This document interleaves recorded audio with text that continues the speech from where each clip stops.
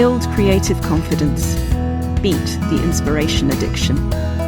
Join the Writer's Gym.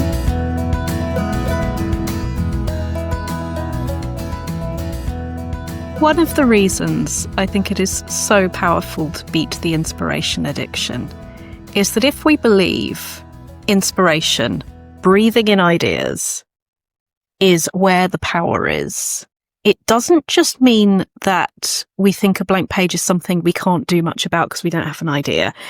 It also means that when thoughts come to us, we don't take the time to interview them before going, that must be the truth because the feeling or the thought is so powerful. I was thinking about this today because I was at one of my most favourite, most beautiful areas of London, which is by the river in Richmond. I've always absolutely loved it there. A load of my stories are set there. It just speaks to me. It starts talking to me when I'm there. That's what it feels like. And I was with a friend and we both talked about how at different times in our lives, we'd had some quite strong emotions, both positive and negative, around that place. And the writing exercise that has caused me to do today, I'd love to invite you to do too. I'd like you to think about a setting that speaks to you, like the Richmond Riverside speaks to me. And I'd like you to imagine or remember, or mix the colours, which is what we're always doing really, whether we know it or not.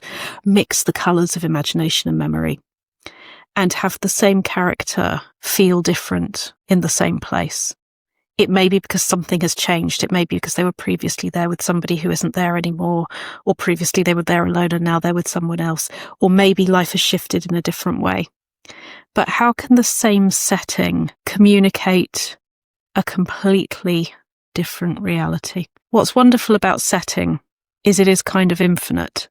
As I walked along that one stretch, there were so many little scenes playing out.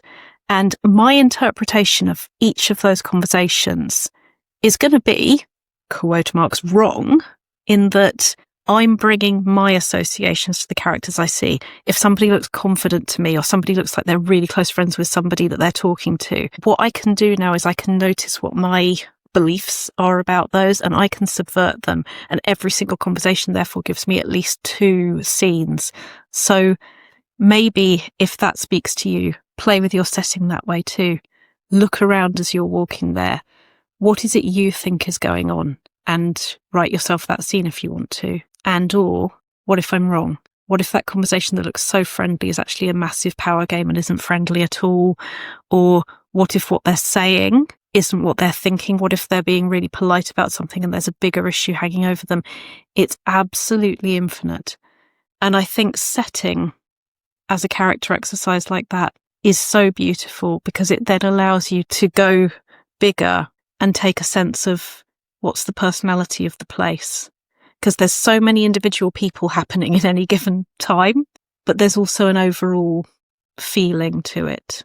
And if that place that you get that strong feeling from were a person, what's that person like? And there's no right or wrong. Maybe you hate a place I love, maybe I love a place you hate. It's not about objective truth, it's about subjective reality. What is going on inside that character? Because we can be so interesting when we are wrong, when we feel something so strongly, not because we're absolutely right, but because of what's happened to us up to this point. So I would invite you, as we are coming into autumn now, to see that setting and how not only do the seasons change, but the feelings of the people in that place change too. You've visited the Writer's Gym with author and coach Dr Rachel Knightley. Production and sound design are by Ashley Lexine, and theme music is by Chris Gregory. To join a Writer's Gym workout online or in London, as a guest or as a member, visit writersgym.com or email thewritersgym@rachelknightley.com.